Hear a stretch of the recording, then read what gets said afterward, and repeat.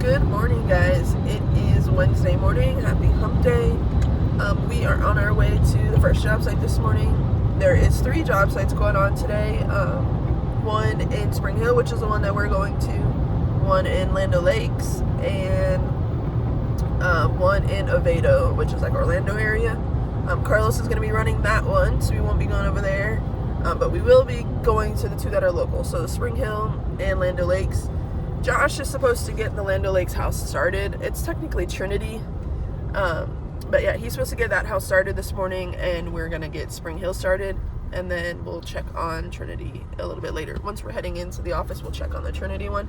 The house that was done yesterday in Spring Hill, I believe Carlos magnet that house. I'm not 100%. I believe he did magnet it. He came out here yesterday afternoon after the St. Pete one wrapped up. They had a pretty early day over there. There wasn't much left to do. So he came over here to Spring Hill. But yeah, so that one should be magnet. We're going to check on it either way. I think we're still going to go pass over there and go magnet it. There was some material that was left over, so if Carlos did not magnet it, then that material will still be there. So we'll go grab it, make sure that one's good to go. And then we'll see what we get up to today. The house that we're doing this morning in Spring Hill is in a cookie cutter neighborhood. It's in a neighborhood that we've done quite a bit of houses in over the last year. So I don't foresee there being a lot of wood, but at the same time, it is a cookie cutter neighborhood, so there's a good chance that we may see a decent amount of wood.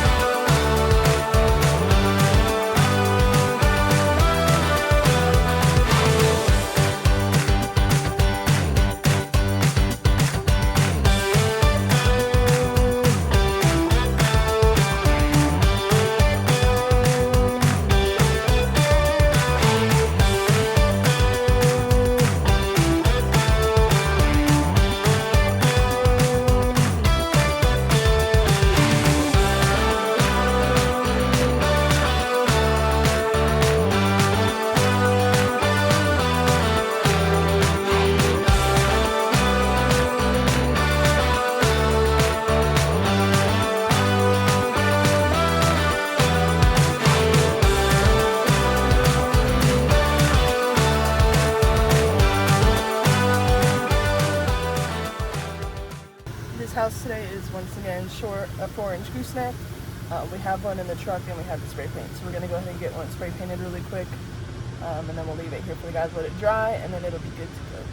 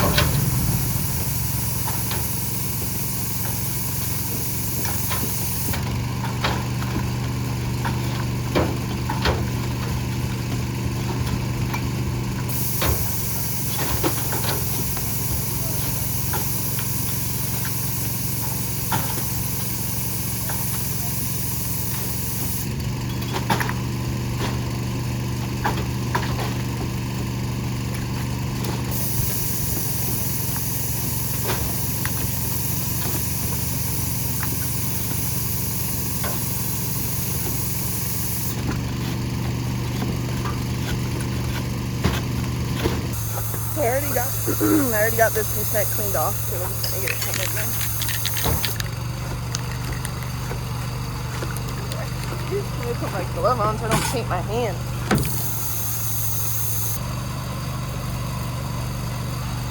I've already painted this shirt once, so it doesn't matter for that.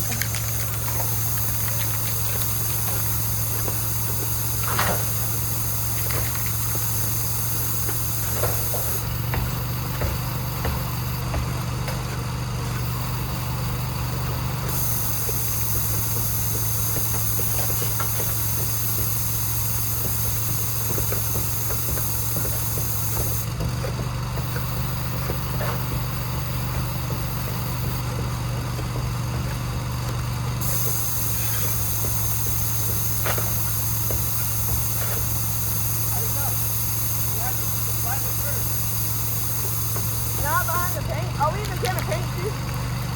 This is the normal roofing paint. This should stay on better than the other shit. Huh? Yeah, okay.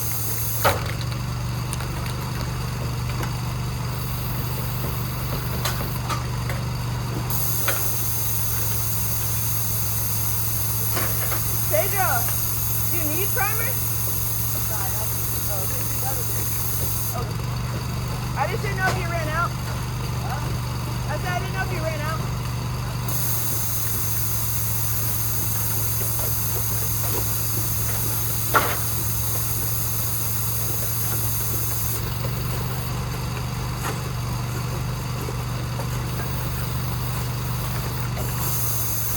So I wanted to show you guys really quick. I said one of the inspections from Friday failed due to the screen being in one of the goosenecks. So this is a 4-inch gooseneck I just painted, and I wanted to show you the screen inside really quick. Screen right there, that screen comes out, and on the inside, that is the little flapper. So that flapper, you can kind of see it there, can go up and down. So as the wind is allowed to come out when your dryer's on, that flapper will open up to allow the air out for your dryer to vent. But it doesn't allow bugs in, so when your dryer's off, that flapper will be down and won't allow anything to go inside. But that screen has to be out so that your dryer lint doesn't get trapped inside the gooseneck and cause a fire hazard.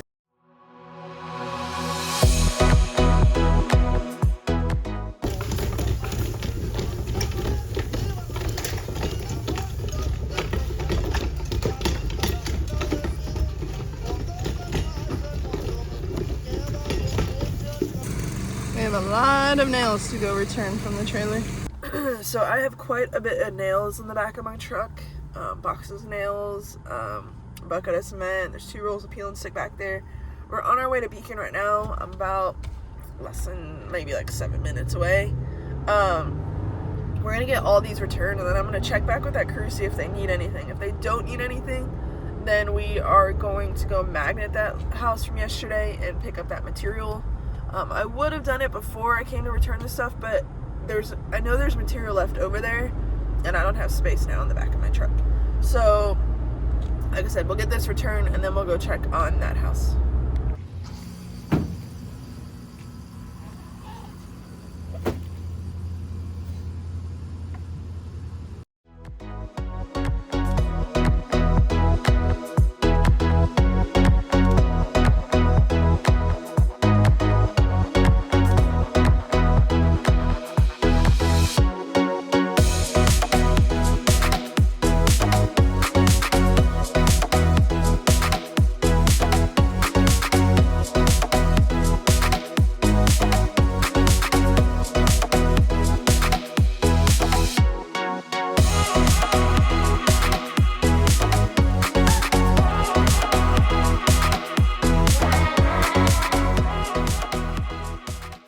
This is quite the fun.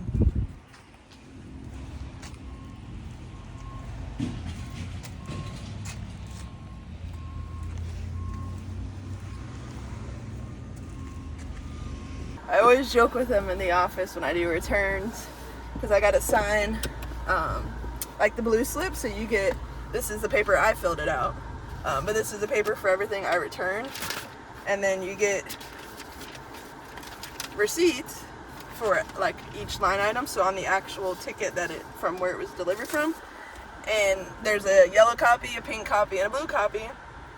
They keep the blue and pink, but I have to sign the blue copy.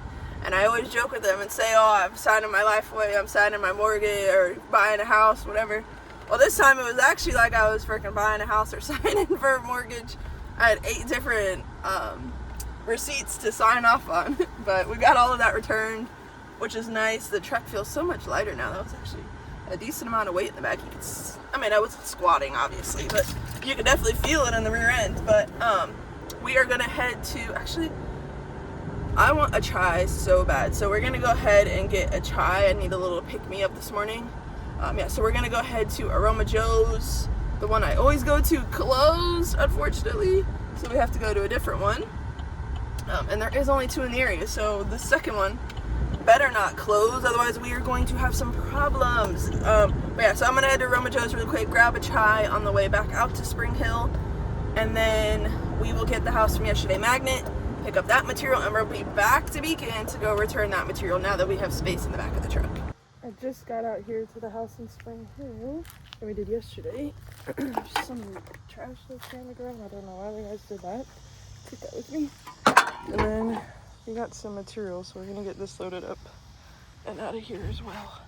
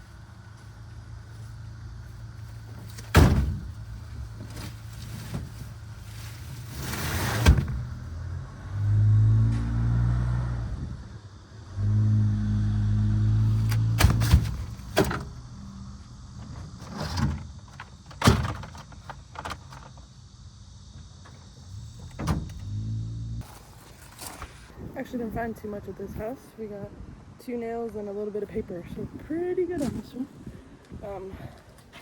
I'm gonna fly the drone. We got some clouds building. Looks like it's, got you looking just right at the rail. Looks like it may rain here shortly. And what's nice is there's like a cool breeze. Even last night got down to 74, which is really nice for Florida this time of year. It's like a little skink. Or salamander, I don't know what you call them. Really cute. Oh, that's the house must be right there.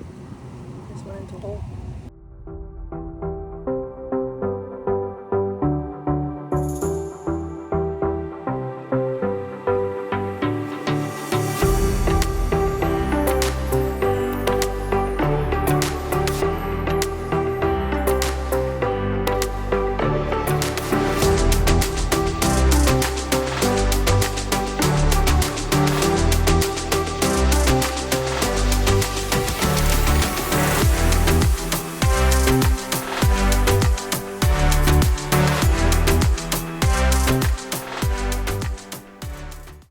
So on this house, there's something I do want to explain really quick. I will overlay a picture of the roof right here for you guys to see exactly what I'm talking about. Let me get the truck started, it's too hot. So on this roof, they had solar panels installed. I will show you, I'll circle some of the boxes in the picture as well that connect to the solar system or that feed the wire into the actual attic space. So here is a picture of the boxes that'll feed into the actual attic from the solar system. Now what is also installed on this roof is a solar attic fan. Now I've said before that you can't install multiple different attic ventilations on a roof with Owens Corning, and I think it's with any shingle manufacturer. I just know Owens Corning specifically because that's who we install 99% of the time. Okay. So my phone call lasted a long time. I am now at the office, so you can see behind me.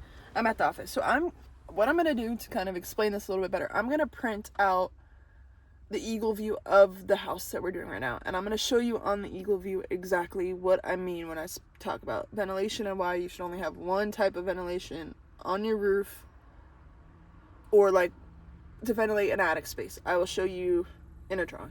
Give me 1 second. So the pictures I'm going to go through, this is going to be example number 1. So this is going to be the satellite image from the top side of the roof down, just like a picture of the roof, pretty much. Now the other side is going to be, sorry, flip the paper around. It's going to be like this, where it's going to show the measurements of the roof. Now this is actual measurements of this roof. So I'll go through all of this with you guys. So I just wanted to show you kind of 2 different things you're going to be seeing on this house, okay? Alright, so this is the first roof I'm going to go through and kind of give an explanation on, okay? So this is the one that we just completed. This is the one I'm going to show, or I showed some aerial pictures of. So right here on the roof, this is the solar attic fan on this roof. Now right above that, they had ridge vent installed. That's what this is right here, that white line. That is the ridge vent that they had installed. And then they had no ventilation right here on this slope. So there's nothing over the garage whatsoever. Now what they did have installed in this house, and you can see that all this black on the roof, these are pole solar panels here. These are regular electric solar panels, so PV panels. This is what would be powering your house. That's what all of these right here. Now this longer one right here in the front, this is a solar water heater. So they had everything solar on this house. The pool is on solar. They had a solar attic fan. They had PV solar panels to power the house. And they had a solar water heater. So all of these were taken off before we started the roof. We have a subcontractor, that we have that does that work beforehand. Now, the solar attic fan, this one was staying on this house. Now, normally what I do is I recommend removing them. The main reason I say removing them is because you limit ventilation of the house. So on this house, this whole back section of the house, all of this right here, can only be ventilated by this one solar attic fan. And the reason being is this is the only ridge space that can be ventilated on this house. So now with adding this ridge vent above it, the issue that this causes is this ridge vent is trying to ventilate the same attic space. But this attic fan, because it's powered, its job is to pull the air out of the attic and ventilate it out through the attic fan. So what ends up happening is the power that this attic fan is trying to suck the air out is more than what this ridge vent is going to do. So what ends up happening is this solar attic fan, instead of pulling the air out of the attic space, it's pulling it from outside through this ridge vent. And you see how close in proximity those two are? They're right on top of each other. So this attic fan, instead of ventilating out the attic space, what ends up happening is you get like a circular motion through the attic. So this is going to be, say, attic fan down here, this is attic fan, and this is the ridge vent. So it's going to suck through the ridge vent into the attic space, out the solar attic fan. So it's just going to do this. You're not getting any of this hot air. Ooh, you guys can barely see that. Any of this hot air that's in the attic, you're not getting any of that out. You're just going to suck it straight through the ridge vent up here, through the attic fan, and then out of your house. So nothing is actually going to get vented out of your attic space. Now, if we eliminate, so we get rid of this ridge vent like we did, we'll flip it over. So now we only have the solar attic fan, and then I added on this house additional ventilation over the garage because we did not have any before. So because on this one, this solar attic fan is going to ventilate the majority of this house. So this whole attic space here is going to be ventilated from this attic fan. Now this Cobra, this ridge vent, Cobra, like I've explained before, is just a manufacturer of ridge vent. So this ridge vent here is going to ventilate just this garage space. Now because of the proximity here, we're like over 13 feet from this corner right here down to the valley.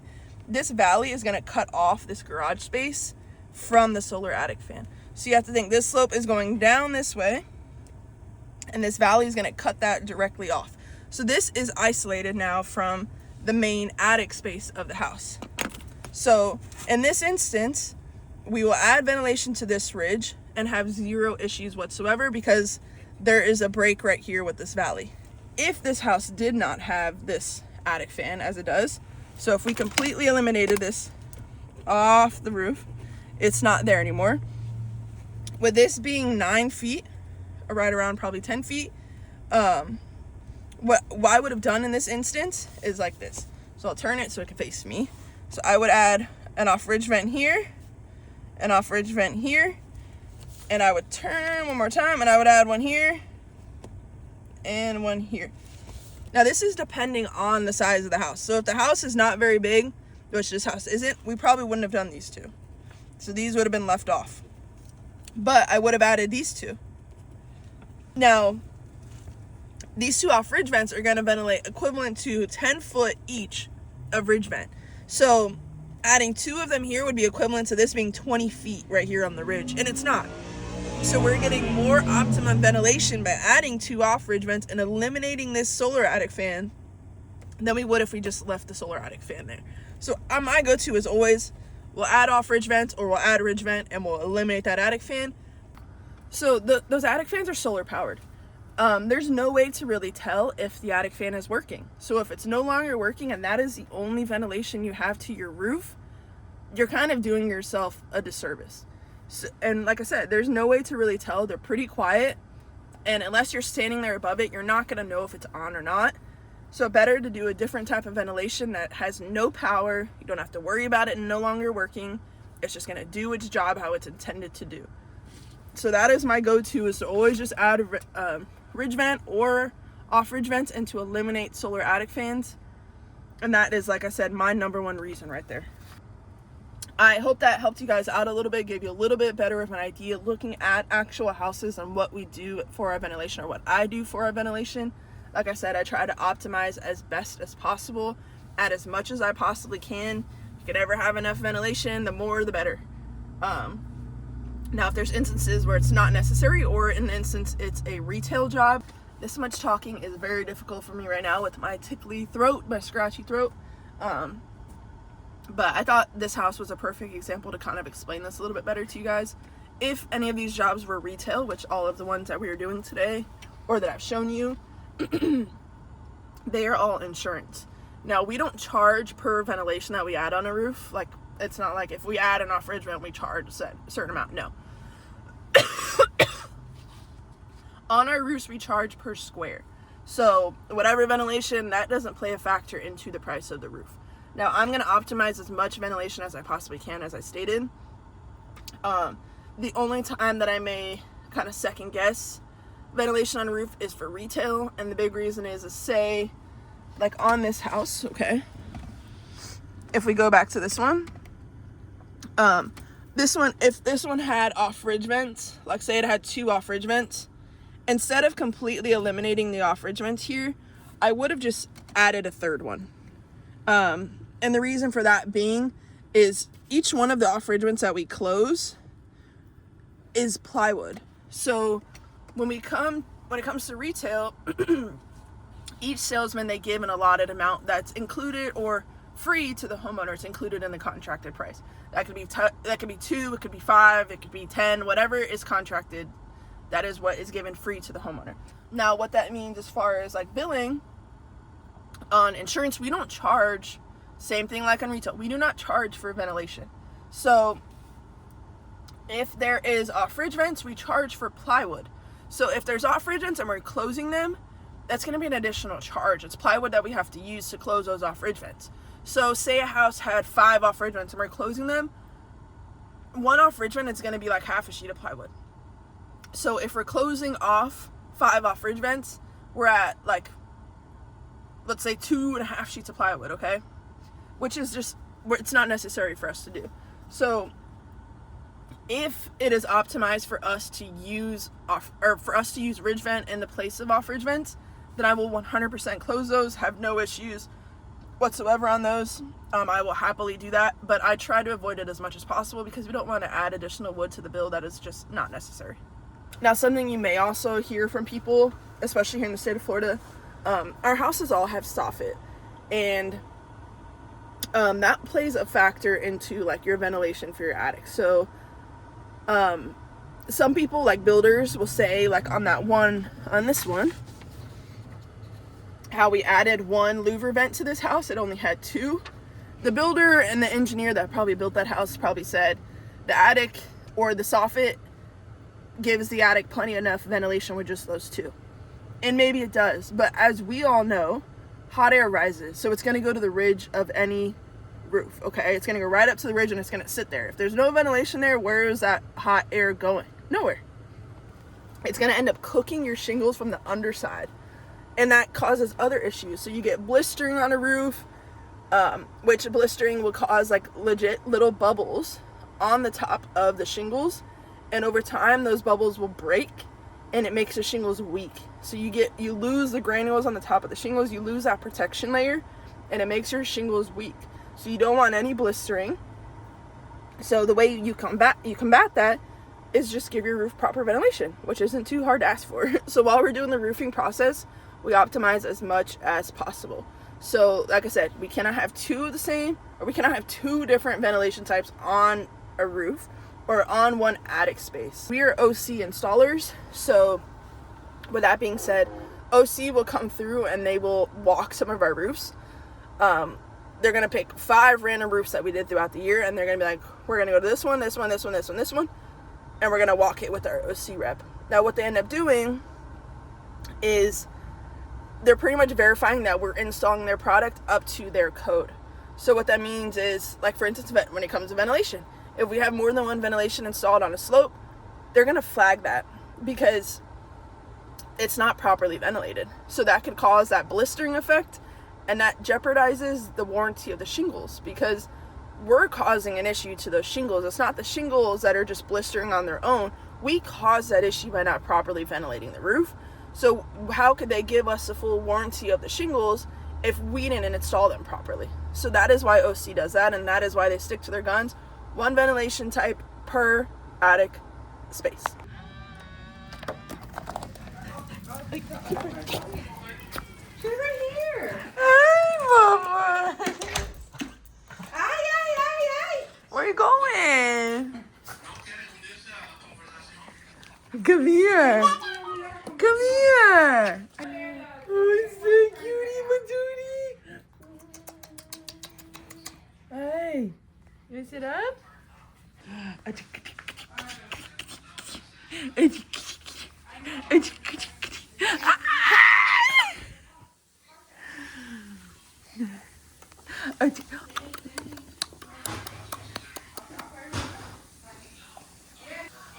doing, my sweetie? What are you doing?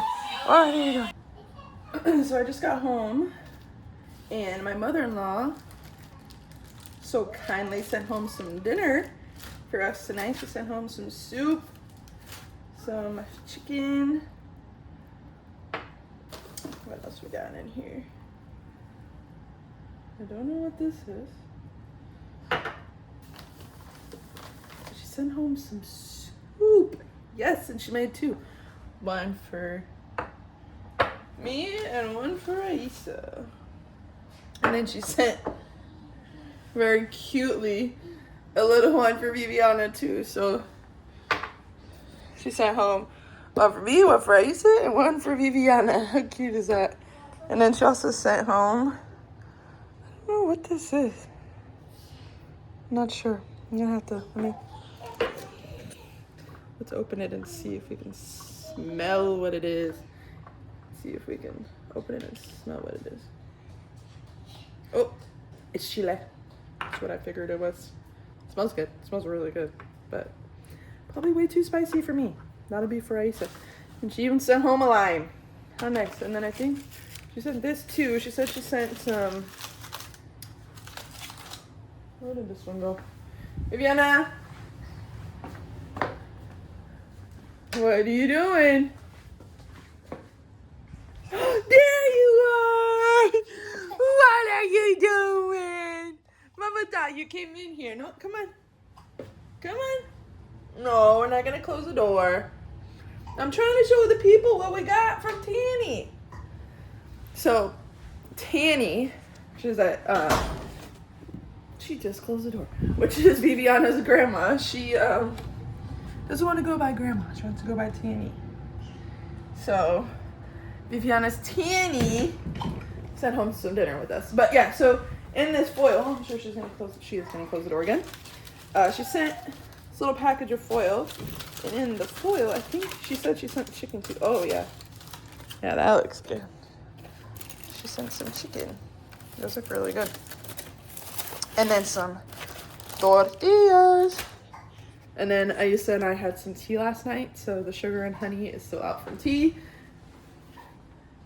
Yeah, so we're gonna get this put away really quick. Ah, she closed the door. Let me go open the door. Who is that in here doing bad girl things? And yes, I know, I cleaned this chair off. This one.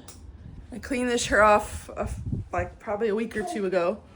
I just got stuff on it again, but it's not much. It's not much at all. It's just got some blankets, some towels that we washed, and looks like a little bit of my clothes. So I just need to get that stuff folded. It's all clean, but it's collected stuff again. I need to get better about vlogging around people. Oh, left all this out. Actually, you know what? I'm gonna leave it out. I think we'll just eat when Aisa gets here. I need to take this bag back to Tanny's house, but I'm sure we're just gonna eat when Aisa gets here. So I'm just gonna leave it here.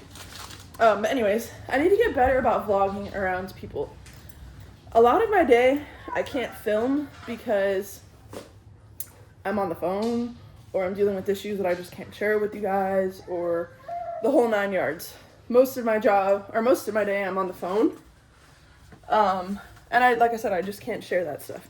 So, and also I film on my phone. So how can I film with my phone and be on the phone at the same time? It's not possible. But yeah, sorry, taking my belt off.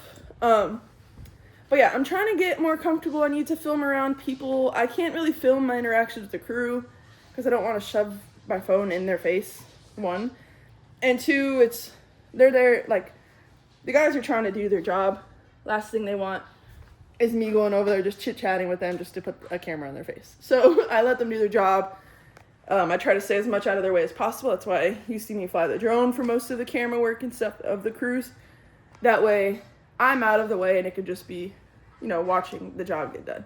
But I'm trying to get better at that. It's hard. It's hard, you know? This little girl is just being so silly over it.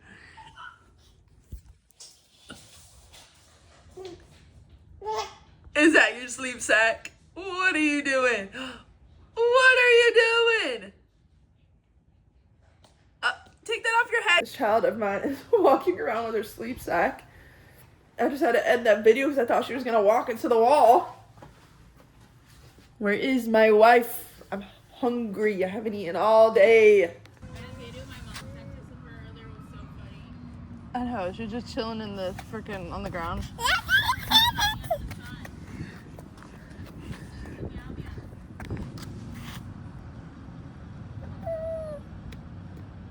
No. Turn around. Slow, slow, slow. Big step.